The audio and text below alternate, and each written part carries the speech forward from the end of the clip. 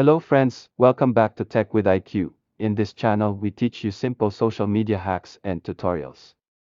In today's video we will teach you how to change your profile picture on Instagram. The procedure is same for Android and iOS devices. So with any further delay let's get started. Just launch your Instagram application while you are connected to the internet. Now click on the circled button on the bottom right corner of the screen, here. Click on the Edit Profile button. Now click on the Change Profile Photo button. You will see different options, choosing from library, taking photo and two more. For now I am choosing it from library. You can see I have selected multiple display pictures for this account. Now simply select the photo that you like. Make sure it is of good quality.